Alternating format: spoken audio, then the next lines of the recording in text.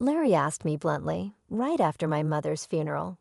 "So, how much did your mother leave you?" I couldn't believe he said that without even a word of sympathy. He must have thought the inheritance was already in my account, because he saw me with the bank book. But that was just wrong on so many levels. "It's about $2 million, I said. $2 million. That's it," Larry replied, smirking in a way that made me feel uneasy. "Well, even after taxes, there should be hundreds of thousands left," I added. I didn't like his reaction at all. His nasty smile made me uncomfortable. I didn't know what he was planning, but I was sure things wouldn't go his way. The next day, Larry quickly started his plan, but his shallow thinking was going to cost him everything. He just didn't know it yet. My name is Elena Taylor. I got married through an arranged marriage when I was 19. My husband's name is Larry, and he works for a company. He's 3 years older than me and the oldest son of the Owen family. However, even though he's the oldest son, his younger brother Frank left the house after graduating from university and hasn't been in touch since. So Larry was treated like an only child and was very loved by my parents-in-law. Honestly, I didn't want to marry Larry, but my mother came from a family that had been running a business for generations. I was in a position where I couldn't go against my parents' decisions, so I ended up marrying Larry. He couldn't refuse the marriage either because his father was in business. We didn't marry out of love. It was a marriage far from happiness. Unfortunately, we couldn't have children. Since we got married young, it was hard to accept that we couldn't have kids, and I hoped that having a child would improve our situation. But even with hospital visits, it didn't happen. "Hey, barren woman, are the chores done?" At first, my parents-in-law, who used to treat me well as a young lady, started calling me barren woman. After a few years, you should be able to make it happen if you just do what you're supposed to do. It's a waste of money going to the hospital. My father-in-law would say mean things to me every day. But Larry never stood up for me. While I was being scolded by my in-laws, he would either read the newspaper or take a nap, snoring away. Even when I wanted a change and said I wanted to work, he would say, "If you go to work, people will think we're not doing well," and wouldn't let me leave the house. At that time, it was common for women to become homemakers after getting married. However, living with just my mother-in-law was honestly a nightmare. No one would help me. I couldn't worry my parents by telling them, and I couldn't run away because our marriage was tied to work. Still, I thought I would be rewarded someday and desperately endured every day. However, no matter how many years passed, the situation never got better. 19 years after our marriage, when I turned 43, my father-in-law died in an accident. That incident led to the discovery that his company had been avoiding taxes. The back taxes and fines depleted our assets. Our property was seized, and the company went bankrupt. Although we kept the house, we had to let go of our comfortable lifestyle. I thought it would be hard for Larry, who was 45, to find a new job, but my parents introduced him to one. Thanks to that, he quickly found work. But my mother-in-law became like an empty shell and aged rapidly. For a while, she didn't even have the energy to say mean things to me, which was a relief. But then she had a stroke and needed care. With this, I truly lost any hope of having a child anymore. I was already 43 and somewhat giving up in my heart, but this became the real turning point for letting go. Larry, as if it were only natural, pushed the care of his mother onto me. On his days off, he would lounge around just like before. "Larry, I wish you'd help with your mother's care sometimes," I gathered my courage and told him one day. Even if it were just on his days off or even for one meal, if he could help, it would mean so much to me. But Larry frowned and said, I'm working, you know. Let me rest on my days off."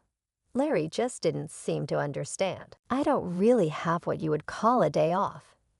After Larry's father's company went bankrupt, my parents started worrying about me. They finally said, "Come back home." But what would happen to his mother if I left? Now we have a caretaker come once a week, but I can't imagine having the money to hire someone every day for this house. Even though I was treated badly, I couldn't abandon her. It just wasn't in me to do that. Eventually, Larry started leaving the house early even on his days off. He said he felt uncomfortable if he stayed home and relaxed. I heard through the neighbors that he started saying, "My wife won't even let me relax at home on my days off." He began taking solo trips, and the neighbors knew his mother needed care. Knowing this yet acting as if he left all the caregiving to me showed he didn't care about how others saw him. It was sad to see his mother, who loved Larry, being ignored by him once she got sick. Sometimes she would say, "It's because you're here that Larry won't come." But when I replied, "Should I leave then?" she would quickly go quiet. This went on for another 19 years, and the long caregiving period finally ended when my mother-in-law passed away, reuniting with her husband. I was about to turn 59. I had no love left for Larry, but I had come to terms with many things. Leaving didn't seem possible, and I would probably spend the rest of my days in this house. Larry was diligent only in his work, and this was noticed.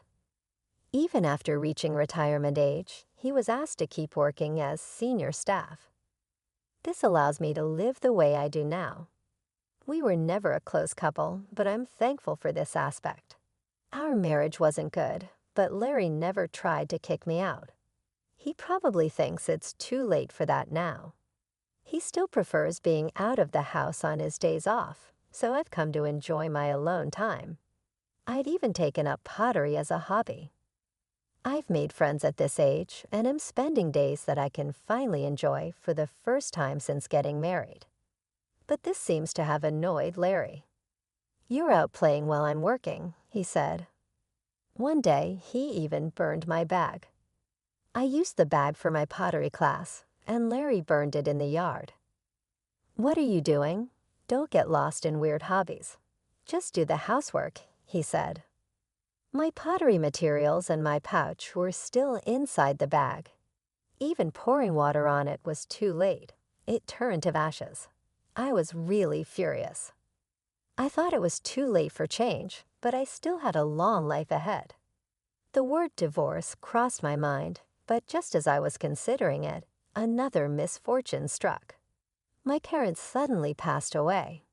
My father died suddenly from an illness, and a month after his funeral, my mother also fell ill and passed away. It all happened so fast, and I was overwhelmed with sorrow. My brother Jack had already taken over my father's company, and with so many people at both my father's and then my mother's funerals, I ended up bedridden for about a week afterward. It must have been mental exhaustion. My friends from the pottery class were kind enough to check on me, but Larry mocked me, saying, "How long are you going to sleep?" I was tired after Mom's funeral too, but I didn't sleep that much. "It must be nice to sleep all you want without working," he added. It might have been a valid point, but as words from a husband to a wife, it was really hurtful.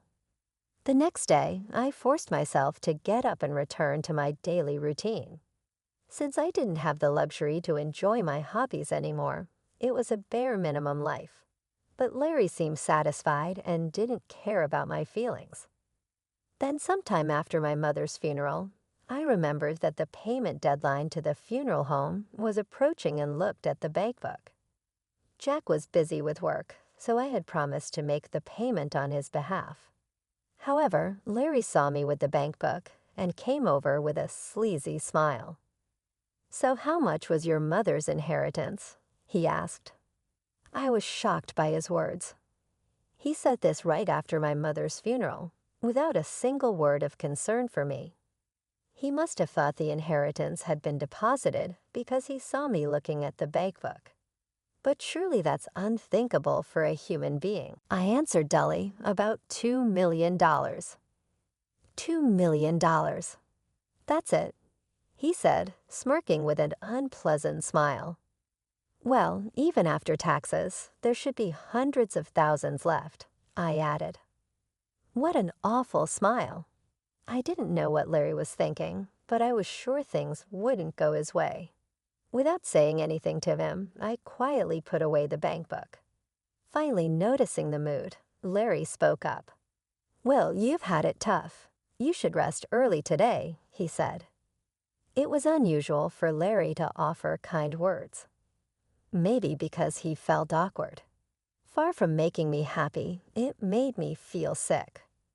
I didn't want to see his face anymore, so I went to bed early that day.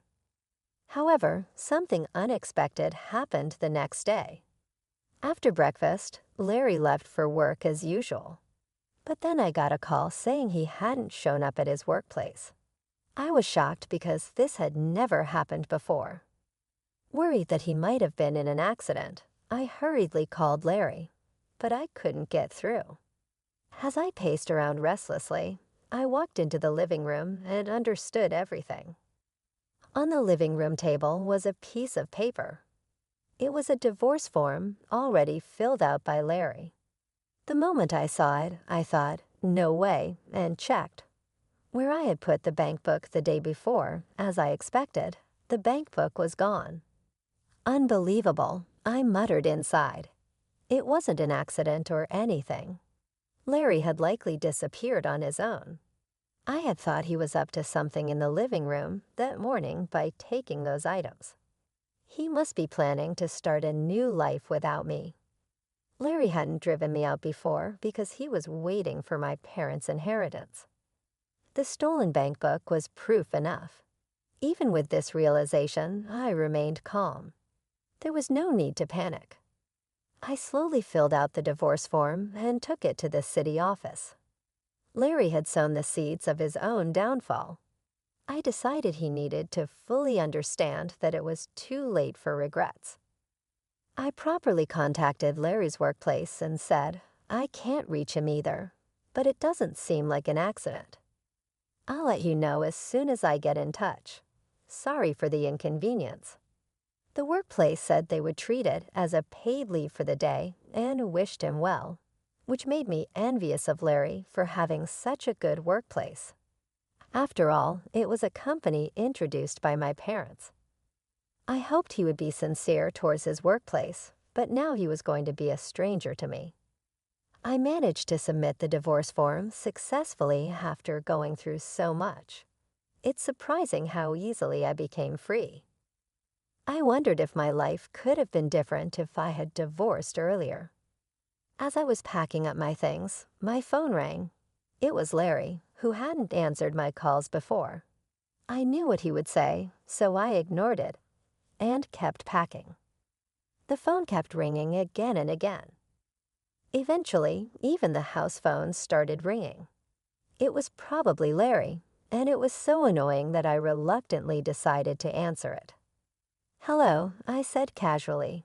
Sure enough, I heard Larry's panicked voice on the other end. "Yes, I called because I was informed you hadn't shown up for work. You should contact your workplace immediately." "That's not the issue right now," Larry interrupted me, shouting, "I can't withdraw the money." Hearing his voice, I couldn't help but burst out laughing. So he finally noticed, huh? I thought, he must not have realized because he stole the bank book in a hurry. "My ID, you say? But remember, what? No, don't you remember it was in the bag for my pottery class?" I answered, laughing. Larry sounded flustered. "Then this ID isn't expired." "I wouldn't know. After your mother passed away, I repeatedly asked you to take care of the paperwork. I went to the bank for the procedure, but they said it couldn't be done because I wasn't the heir. So the bank book was left untouched with just a few dollars remaining. Don't mess around. You have to properly organize things for someone who's not here anymore, right? You said you'd take care of it eventually, so keep it in mind. Don't blame me. Then what am I supposed to do with this bank book? What to do or not to do? Unless I go to do the paperwork, there's nothing that can be done about it, I said. Larry kept complaining, but I didn't feel like replying and fell silent impatiently. Larry seemed to have gone back to the bank teller, explaining the situation. I accidentally burned the ID. Can't anything be done? Maybe by proxy. Look, I'm on the phone with my wife right now. It's a city. Put it on speaker, and I could hear the troubled voice of the teller, too. I questioned his words. Larry, what are you talking about? You know you can't do anything like that as a stranger, right? Huh. The divorce papers were properly processed just now. Thanks for the preparation. Bye, I said what I wanted to say and hung up the phone. I'm sure the bank teller heard my last words, too. By now, Larry must be either pale with shock or red with anger. Just imagining it made me laugh. I knew I had to leave the house before he returned. With that thought, I quickly packed my things and left for my family's old home, which was empty after my parents passed away. I had inherited that home as well. My mother's assets from running her company totaled $15 million. However, inheriting a large sum of cash wouldn't be safe if Larry found out, especially since we had no children.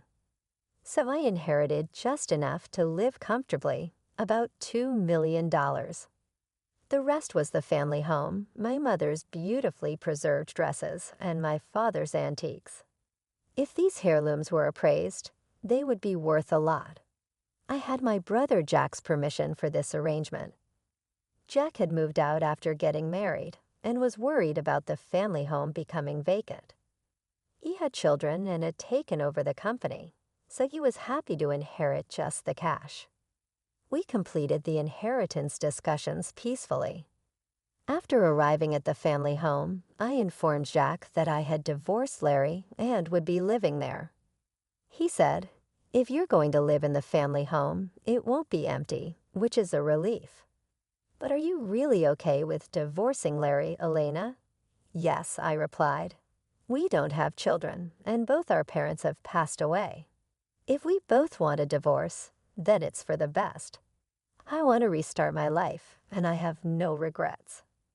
Jack was worried about me being alone, but living as Larry's servant for life would have been worse. Besides, if I could spend the last moments of my life in this house, where I had many memories with my family, even if I was alone, it would be happiness. Larry kept calling me many times after that, but he didn't think I would be at the family home and never came to visit. That day I spent alone in peace. The house was lonely without a family, but I felt relieved from the bottom of my heart. The next day, I finally gathered the energy to go make a deposit. The bank book was with Larry, and it was a bit tiresome to retrieve it. I decided to go around 5:00 a.m., assuming Larry would be asleep. When I got home and opened the front door, the smell of alcohol hit me. Wow, I couldn't help but grimace at the smell. Entering the living room, I saw beer cans scattered all over. My bank book was torn and left on the table. This is terrible, tearing up someone's bank book like this, no matter how angry you are, is just wrong. I gathered up the pieces and put them in my bag. I also took a few clothes and went back to my family home. Then I headed to the bank. As I approached the entrance, I heard someone call out, "Elena." It was Larry. He had been waiting for me. I noticed the bank book was gone, so I figured you'd come here. Whether I come here or not is none of your business. I said, "Don't say that. We've been together for so long." Even though the divorce was finalized, he still talked like this.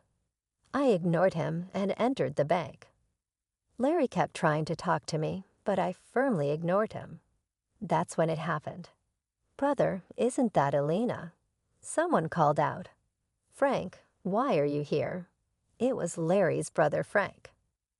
Both Larry and I were surprised to see him. We hardly ever saw Frank, usually only at funerals. It had been about 43 years since I married Larry, and this was probably the third time I met Frank. He had wanted to cut ties with the family, but his parents worried about their company's reputation and begged him to at least show up for important family events. Since we had met at my mother-in-law's funeral a few years ago, he probably recognized us. "Ah, I'm here for the inheritance of Mom's estate. Thought I'd check the balance and then inform you too," Frank said. Larry's eyes lit up. I was surprised too. I thought there were just a few dollars left in the bank account, but according to Frank, there were also investment trusts set up a long time ago and safe deposit boxes rented during their father's lifetime. Frank had heard about it from his mother before she passed away. She had sent him a message saying, "If anything happens, you take care of it." However, due to his busy life, it had taken him this long to act. Frank looked apologetically at me and Larry. "There was a letter in the safety deposit box along with some jewelry," Frank continued. "Mom said all her estate should go to Alina." I was surprised by Frank's words, but Larry looked even more shocked. Frank pulled out a letter from the documents he had with him. I recognized the stationery because I had bought it for my mother-in-law. The letter clearly stated that all the jewelry in the safety deposit box and other assets should go to me, her daughter-in-law Elena. I could picture my mother-in-law writing it carefully.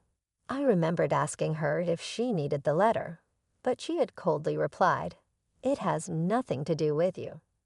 Maybe she meant to write this letter at that time. I covered my mouth in surprise. "Alina, you've been taking care of everything on your own, right?" Frank said. Despite the mean things my mother-in-law had said, she was sorry and wanted me to handle the estate. She knew that if she told Larry, he'd probably try to keep it quiet. Next to me, Larry's face turned red, and he started trembling. Well, I never intended to inherit anything, but as the legal heir, I thought I had to handle it. "It's just a matter of changing the name to Alina, so that shouldn't be a problem for you, right?" Larry said this casually, not knowing about our divorce. Later, I was called to the bank counter. Larry, without any purpose, just sat in a lobby. Lacking the energy to follow, that day I completed the reissuance of the bank book and the transfer for the funeral home. "I'll be going ahead, Alina." "I'll contact you again," Frank said, leaving Larry and me behind in the bank. I safely returned home. Frank contacted me again later, explaining that Larry had protested, saying such a letter is invalid.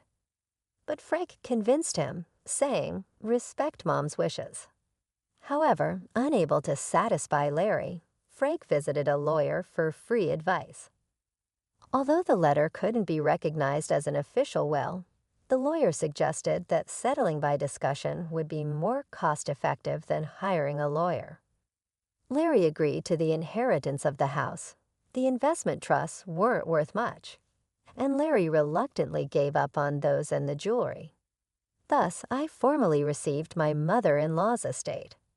If Alina gets Mom's estate, I should get it for my mother-in-law, right? Larry argued with the lawyer, but that was a different matter. It was embarrassing. Even the lawyer scolded him. Larry couldn't accept it and finally tracked me down at the family home, showing up at my doorstep. "I was wrong. Let's start over," he begged, realizing he couldn't get anything. He knelt at the doorstep, pleading for reconciliation. Start over? There was never any love between us to begin with. What's there to start over? For the first time, I felt free to speak my mind. I shared my long-held feelings with Larry. He fell silent, seemingly regretting his actions for the first time. I couldn't help but smile. "At least you still have the house, right? Have you contacted your workplace? If you're so desperate for money, you better work hard and not lose your job," I said. After saying that, I closed the door. It was finally over. The bank book held assets left by our mothers, and with this I could surely live comfortably from now on. Larry, however, continued to be absent from work without informing his workplace, which led to his dismissal. I had warned him. Without even his passion for work, what was left for him? Maybe his hard work wasn't out of responsibility, but to maintain his dignity. Now without anyone to show his dignity to, and missing the easy money he thought he'd get, it wouldn't be surprising if he felt he had lost his purpose in life. Even though I was concerned for someone I had spent years with, that was it. I had no intention of helping him. I truly apologize for the trouble caused to you, Alina. It's really regrettable, Frank said. He was the only one who apologized and told me I no longer needed to deal with Larry. Realizing the family's issues early on, Frank had left home young and was probably living happily now without involving himself in that home. Larry had become a recluse, but at his age, he could probably live on his pension. Wanting to start over showed he had some courage at least, but he should try starting over on his own. I began attending pottery classes again, and my friends were delighted with my return. I hadn't realized how enjoyable it could be to spend time just for myself at the pottery class. I even met someone wonderful.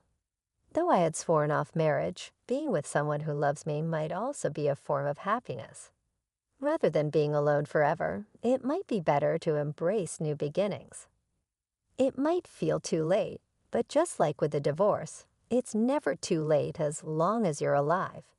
Anyone can find happiness, no matter their age. I believe that,